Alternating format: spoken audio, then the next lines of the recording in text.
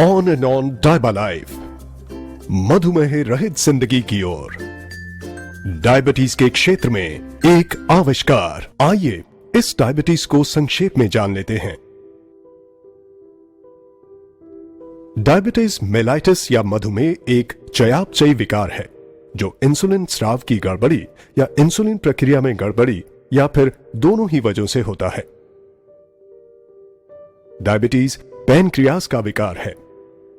Pancreas insulin नामक एक पदार्थ को खून के अंदर रिलीज करता है, जिससे शरीर को ग्रहण किए गए खाद्य पदार्थों में से शर्करा व कार्बोहाइड्रेट्स को ग्रहण करने में मदद मिलती है। डायबिटीज कोई बीमारी नहीं है, बल्कि एक चयापचयी विकार है। किसी व्यक्ति को जब डायबिटीज होता है तब या तो उसके पैनक्रियाज इंसुलिन बनाते ही नहीं है, या फिर अपर्याप्त मात्रा में इंसुलिन बनाते हैं, या फिर इंसुलिन बनता तो है परंतु ठीक तरीके से अपना काम नहीं कर पाता। डायबिटीज से होने वाली कई गंभीर परेशानियां हैं, जैसे हृदय रोग, पैरों में संक्रमण, लैंगिक समस्याएं, अल्जाइमर रोग, स्ट्रोक, मसूड़ों के रोग, सुनने में दिक्कत, स्नायु रोग, घाव का देर से भरना, दृष्टि दोष, किडनी व ब्लैडर फेलियर और गर्भावस्था की पेचीदगी इत्यादि।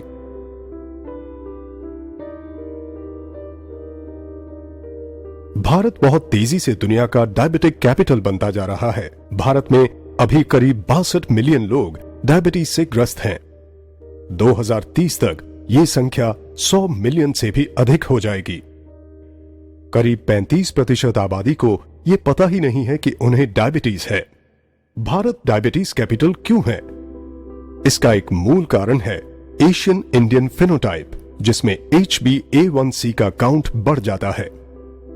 एशियन इंडियन फेनोटाइप में BMI कम होने के बावजूद भी कमर का घेरा काफी ज्यादा हो जाता है। पेट का मोटापा, न्यूनतर एडिपोनेक्टिन, उच्च सी रिएक्टिव प्रोटीन स्तर इत्यादि की वजह से भारतीयों में इंसुलिन प्रतिरोध बढ़ जाता है। आइए हम इस HbA1c को समझ लेते हैं। जब आप अपने शुगर की जांच कराते हैं, जो उस जांच के वक्त का ही होता है, जबकि HbA1c के जांच में आपको 2-3 महीने के औसत स्तर का पता चलता है। इसे ग्लाइकेटेड हीमोग्लोबिन या A1c भी कहा जाता है। A1c शर्करा युक्त होकर परिवर्तित हो गया एक प्रकार का हीमोग्लोबिन है। जब शरीर शर्करा को प्रोसेस करता है, तब रक्त प्रवाह में मौजूद शर्करा स्वाभाविक रूप से लाल रक्त कण के एक प्रोटीन के साथ जुड़ जाता है। लाल रक्त कण की उम्र करीब 8 से 12 हफ्तों की होती है। इसीलिए HbA1c का मापन इस अवधि के औसत शुगर लेवल को दर्शाता है। बिना डायबिटीज वाले किसी व्यक्ति में ब्लड शुगर लेवल सामान्यतः एक जैसा रहता है, अर्थात खून में मौजूद प्रोटीन में ज्यादा ग्लूकोज संलग्न नहीं होते। HbA1c लेवल अपेक्षाकृत रूप से कम होता है, क्योंकि वे ग्लूकोज को रक्त से बाहर करने में सक्षम होते हैं। लेकिन डायबिटीज ग्रस्त लोगों में शरीर शर्करा को रक्त से बाहर करने में सक्षम नहीं होता है और परिणाम स्वरूप ग्लूकोज खून में ही रह जाता है। जैसे जैसे ब्लड ग्लूकोज का स्तर बढ़ता है, वैसे वैसे लाल रक्त कण में और ज्यादा ग्लूकोज जुड़ते जाते हैं तथा HbA1c का स्तर बढ़ जाता है, जिससे डायबिटीज संबंधी तकलीफ बढ़ने का खतरा होता है। HbA1c को कम करके आप इस खतरे को कम कर सकते हैं। इसीलिए हर 3-4 महीने में या जब आपके डॉक्टर कहें, आपको अपना HbA1c टेस्ट कराना चाहिए। आइए अब ये समझते हैं कि डायबिटीज में आखिर होता क्या है। जब आप कार्बोहाइड्रेट युक्त खाना खाते हैं, तो वो आपके पेट या पाचन तंत्र में ग्लूकोज या शर्करा के रूप में परिवर्तित हो जाता है। हमें अपने आहार में से ग्लूकोज की जरूरत होती है, क्योंकि उससे हमें ऊर्जा मिलती है। चीजें जैसे स्टार्च युक्त आहार, शर्करा युक्त आहार, दूध व डेयरी प्रोडक्ट्स एवं फलों इत्यादि में कार्बोहाइड्रेट होता है। ये ग्लूकोज फिर रक्त प्रवाह में जाता है और शरीर ये सेंस करता है कि ब्लड ग्लूकोज का स्तर बढ़ रहा है। इसकी प्रतिक्रिया में पेट के ठीक नीचे मौजूद एक छोटा सा ग्लैंड, जिसे पैनक्रियाज कहते हैं, इंसुलिन नामक हार्मोन रिलीज करना शुरू कर देता है। इस इंसुलिन की मदद से हम अपने ग्रहित आहार में से ऊर्जा ले पाते हैं। फिर इस ग्लूकोज एवं इंसुलिन को रक्त प्रवाह के जरिए शरीर के हर उस कोशिका तक पहुंचाया जाता है जिसे ऊर्जा के लिए इसकी जरूरत होती है। इसे आसानी से समझने के लिए इन पेशी कोशिकाओं को देखें। इन पेशी कोशिकाओं के पास वो इंसुलिन ही है जिसकी वजह से ग्लूकोज कोशिकाओं के अंदर समाहित हो सकता है ताकि शरीर को ऊर्जा मिल सके। ऐसे समझें कि इंसुलिन इन कोशिकाओं के दरवाजे पर लगे तालों की चाबियां हैं। जब ये चाबी होगी तभी दरवाजे खुलेंगे और ग्लूकोज कोशिकाओं के अंदर जा सकेगा। इस प्रकार ब्लड ग्लूकोज का स्तर नहीं गिरता है, लेकिन लीवर के द्वारा उसमें संचित किए गए अतिरिक्त ग्लूकोज को रिलीज करके इस ब्लड ग्लूकोज लेवल को कभी भी टॉप अप किया जा सकता है। ब्लड ग्लूकोज बार बार बढ़ता है और ज्यादा से ज्यादा इंसुलिन पैदा करता है ताकि वो उन बंद दरवाजों के ताले की चाबी बनकर उस ग्लूकोज को रक्त प्रवाह के जरिए कोशिकाओं के अंदर पहुंचा सके। रक्त शर्करा जब ऑप्टिमम लेवल पर होता है तब शरीर उत्तम रूप से काम करता है, लेकिन जब ब्लड शुगर का लेवल बढ़ जाता है तो शरीर ठीक से काम नहीं कर पाता। सामान्यतः हमारे शरीर के अंदर ही एक साइकिल होता है जो शरीर में इंसुलिन एवं ग्लूकोज स्तर को संतुलित करता है, और ये संतुलन निर्भर करता है हमारे आहार, पैनक्रियाज एवं लिवर पर। कुछ लोगों में जब यह सिस्टम ठीक से काम नहीं करता है तब उसे डायबिटीज कहते हैं। डायबिटीज मुख्यतः 3 प्रकार के होते हैं: टाइप 1, टाइप 2 एवं GDM। आइए जानते हैं टाइप 1 के बारे में। डायबिटीज में शरीर में इंसुलिन का निर्माण ही नहीं होता है। ये एक ऑटो इम्यून रिस्पॉन्स की वजह से होता है जिसमें कि पैनक्रियाज के अंदर की इंसुलिन निर्माण करने वाली कोशिकाओं को शरीर ने नष्ट कर दिया है। अभी तक ये नहीं पता लगाया जा सका है कि ये कुछ लोगों में क्यों होता है और अन्य लोगों में क्यों नहीं होता। कुल डायबिटीज की आबादी का करीब 10% टाइप 1 डायबिटीज होता है। ज्यादा करके ये 40 साल से कम की उम्र में ही हो जाता है और बचपन में होने वाली डायबिटीज का ये एक मुख्य प्रकार है। आइए अब बात करते हैं टाइप 2 डायबिटीज की। डायबिटीज मधुमेह पीड़ितों की कुल आबादी का करीब 90% होता है। पाश्चात्य देशों एवं गोरे लोगों में ये 40 साल की उम्र के बाद होता है, जबकि एशियन एवं भारतीय मूल के लोगों में ये 25 साल की उम्र के बाद हो सकता है। टाइप 2 डायबिटीज थोड़ा जटिल है क्योंकि इसमें अनेक प्रक्रियाएं जिम्मेदार हैं। इसमें या तो शरीर पर्याप्त इंसुलिन नहीं बना पाता है या फिर बना हुआ इंसुलिन ठीक से काम नहीं करता है। ये शरीर का वजन अधिक होने से भी हो सकता है। चर्बी की वृद्धि की वजह से इंसुलिन अपना कार्य सही तरीके से नहीं कर पाता, लेकिन ये सही वजन वाले लोगों को भी हो सकता है। टाइप 2 डायबिटीज में कार्बोहाइड्रेट युक्त आहार पेट एवं पाचन तंत्र में सामान्य रूप से ही ग्लूकोज में परिवर्तित होता है। फिर वो ग्लूकोज रक्त प्रवाह में जाता है। पैनक्रियाज इंसुलिन का निर्माण शुरू कर देता है जो ग्लूकोज के साथ रक्त प्रवाह के जरिए शरीर के उन सभी कोशिकाओं तक प्रवाहित होता है जिन्हें ऊर्जा के लिए ग्लूकोज की जरूरत होती है। परंतु यहां ग्लूकोज किसी भी तरीके से कोशिकाओं में प्रवेश नहीं कर पाता है क्योंकि उनके दरवाजों के ताले चर्बी जमा हो जाने की वजह से अवरुद्ध हो जाते हैं। अर्थात इंसुलिन भी उन कोशिकाओं के दरवाजों को ठीक से खोल नहीं पाता और इस वजह से शरीर में शुगर लेवल बढ़ता जाता है। इसके प्रतिक्रिया में पैनक्रियाज और ज्यादा इंसुलिन का निर्माण करता है, अतः रक्त शर्करा का स्तर बढ़ने लगता है और इंसुलिन का स्तर भी बढ़ता जाता है। ये स्थिति और भी ज्यादा जटिल हो जाती है जब ऊर्जा के लिए व्याकुल कोशिकाएं लिवर को इमरजेंसी सिग्नल भेजने लगती हैं ताकि लिवर अपने संग्रहित ग्लूकोज को रिलीज करे। इस प्रकार ब्लड शुगर का स्तर और भी बढ़ता है और पैनक्रियाज और ज्यादा इंसुलिन बनाती रहती हैं। पैनक्रियाज ये काम तब तक करती रहती हैं जब तक वो थक ना जाएं और ऐसे में अंततः वो क्षतिग्रस्त हो जाती हैं। टाइप 2 डायबिटीज के लक्षण बड़ी देर से प्रकट होते हैं और कुछ लोगों में तो इसका कोई लक्षण प्रकट ही नहीं होता है। यही कारण है कि टाइप 2 डायबिटीज से ग्रस्त लोग 10 साल तक भी बिना किसी लक्षण के हो सकते हैं।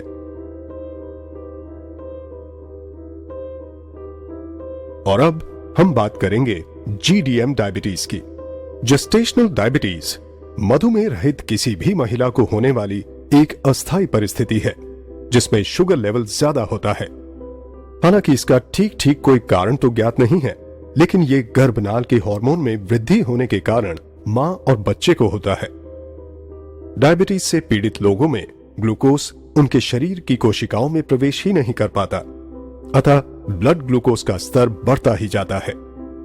शरीर प्रतिरक्षा के तौर पर किडनी के जरिए इस ग्लूकोज के स्तर को कम करने की कोशिश करता है या फिर छुटकारा पाना चाहता है, और यही कारण है कि डायबिटीज वाले लोग बार बार पेशाब करने जाते हैं, क्योंकि किडनी खून के बाद ग्लूकोज को फिल्टर करती है और इसमें बहुत सारा पानी लेती है, जिसके कारण डायबिटीज वाले लोगों को बार बार प्यास लगती है।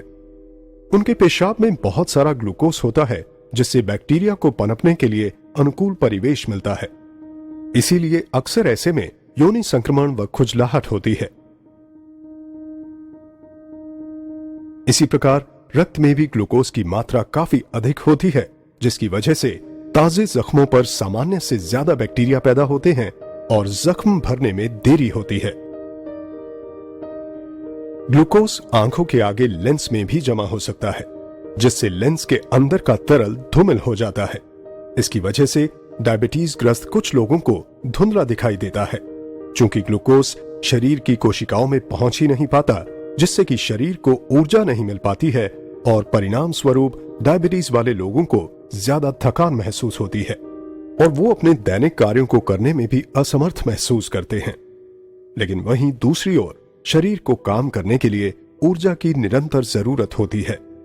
ऐसी स्थिति में ऊर्जा पाने के लिए शरीर अपने अंदर संग्रहित वसा को तोड़ना शुरू कर देता है, और यही कारण है कि डायबिटीज में शरीर का वजन कम होने लगता है। इस प्रकार डायबिटीज के मुख्य लक्षणों पर एक नजर डालें तो वो हैं बार बार पेशाब के लिए जाना, ज्यादा प्यास लगना, योनि संक्रमण एवं खुजलाहट, जख्म का देर से भरना, धुंधली दृष्टि होना, थकान महसूस करना एवं वजन में कमी होना। डायबालाइफ डायबिटीज केयर के क्षेत्र में एक आविष्कार है। डायबालाइफ लहसुन के अंदर मौजूद स्टेबलाइज्ड एलिसिन पर आधारित है। लहसुन को एक चमत्कारी औषधि के रूप में जाना जाता है। लहसुन का इस्तेमाल प्राचीन काल से होता रहा है और ये इलाज एवं रक्षा के लिए इस्तेमाल किए जाने वाले पौधों में से है, जिसका लिखित प्रमाण है। लहसुन प्राचीनतम उगाए जाने वाले पौधों में से एक है, जिसे 5000 से भी ज्यादा वर्षों से उगाया जा रहा है। सभ्यता की शुरुआत से ही लहसुन का प्रयोग होता रहा है, चाहे वो मिस्र का पिरामिड हो या प्राचीनतम मंदिर। मजे की बात तो ये है कि वैसी सभ्यताएं जो कभी एक दूसरे के संपर्क में नहीं आई, फिर भी उन्होंने लहसुन का प्रयोग अपने उपचार व चिकित्सा में किया। मिस्र, रोम, चीन, भारत के प्राचीन मेडिकल की पुस्तकों में लहसुन के औषधीय गुणों का विवरण है। हजारों वर्षों से विश्व भर में लोग लहसुन को स्वास्थ्य लाभ के लिए उपयोग कर रहे हैं। प्राचीन काल से ही लहसुन को हर मर्ज की दवा माना गया है। कहा गया है कि इससे साधारण सर्दी फ्लू से लेकर प्लेग तक में फायदा हो सकता है। लहसुन डायबिटीज पर नियंत्रण करने में मदद करता है। लहसुन में पाया जाने वाला एलिसिन HbA1c को नियंत्रित करने में बेहद कारगर है, जो कि डायबिटीज कंट्रोल के लिए बेहद अहम है। ये ग्लूकोज टॉलरेंस को सामान्य स्तर में रखने में मदद करता है। लहसुन एंटीबैक्टीरियल, एंटीवायरल एवं एंटी फंगल है। शोधों से ये प्रमाणित हुआ है कि खून में पाया जाने वाला लाल रक्त कण लहसुन के यौगिकों को प्रोसेस करके उन्हें हाइड्रोजन सल्फाइड में बदल देता है, जो रक्त धमनियों को रिलैक्स करता है तथा रक्त प्रवाह को बढ़ाता है। बावजूद इन सब के कच्चे लहसुन की अपनी खामियां हैं। कच्चा लहसुन पेट के एसिड से नष्ट हो जाता है।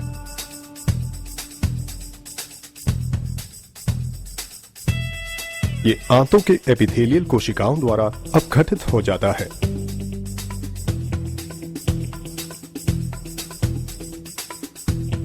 ये शरीर के पीएच से प्रभावित होता है। ये बदबू एवं मुख दुर्गंध देता है। इन सब का उपाय है 100% स्टेबलाइज्ड एलिसिन। एलिसिन लहसुन का प्रमुख जैविक घटक है, जिसमें औषधीय गुण होते हैं। 100% स्टेबलाइज्ड एलिसिन यूरोपियन वैज्ञानिक डॉक्टर पीटर जोसलिंग का आविष्कार है।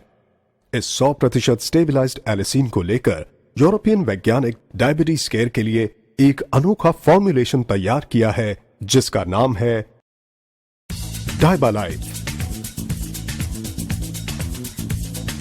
डायबालाइफ का अर्थ है मधुमेह रहित जिंदगी की ओर। डायबालाइफ एक आयुर्वेदिक औषधि है। यह डायबिटीज पीड़ित लोगों के लिए एक प्राकृतिक पथ्य है तथा बाकी सबके लिए बेहद स्वास्थ्यप्रद है। एक छोटा सा 210 मिलीग्राम का कैप्सूल कच्चे लहसुन की 36 कलियों को खाने के बराबर है। डायबालाइफ अनुसंधान पर आधारित तथा जबरदस्त हर्बल घटकों से बना है। ये 5 बेहतरीन घटकों से बना है।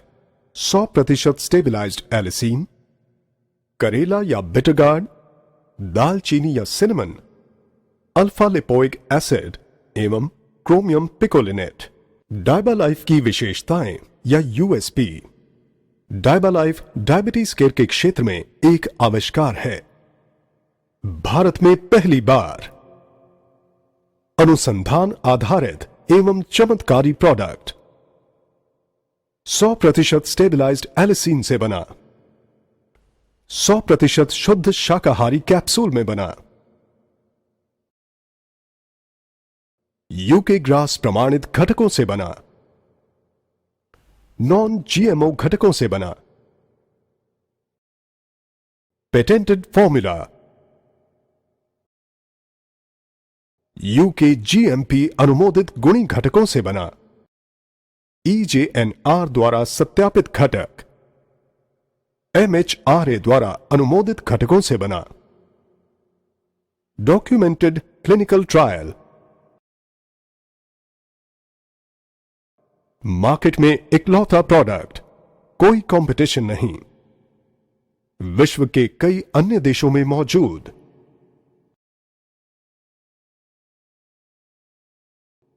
पूरी तरह से प्राकृतिक, कोई दुष्परिणाम नहीं। डायबालाइफ डायबिटीज के लिए खास तौर पर बनाया गया हमारा पहला फॉर्मूला है। इसके अंदर अनेक घटक हैं, लेकिन एलिसिन स्पष्टतः मुख्य घटक है जो टाइप 1 एवं टाइप 2 डायबिटीज में बेहद प्रभावी है। HbA1c को नियंत्रित करने में एलिसिन बेहद कारगर है। HbA1c हीमोग्लोबिन के साथ जुड़ने वाले ग्लूकोज का मापन है जो डायबिटीज कंट्रोल के लिए बिल्कुल अहम है।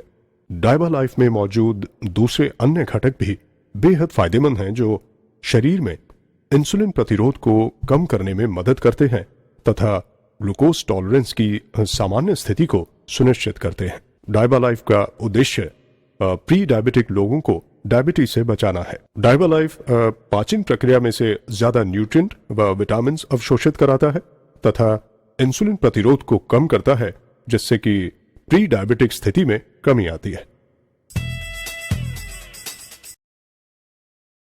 डायबालाइफ सबके लिए फायदेमंद है।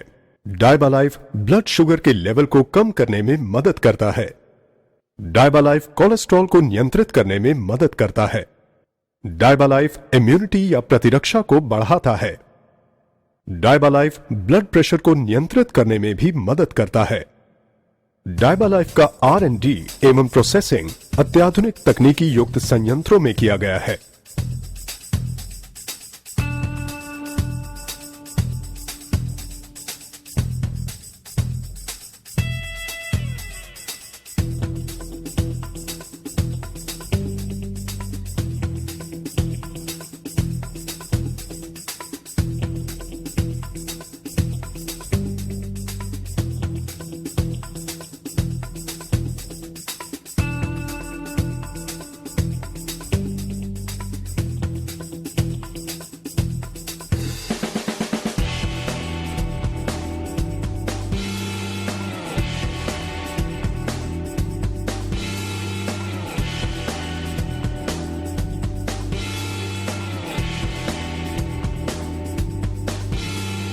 डायबालाइफ, मधुमेह रहित जिंदगी की ओर।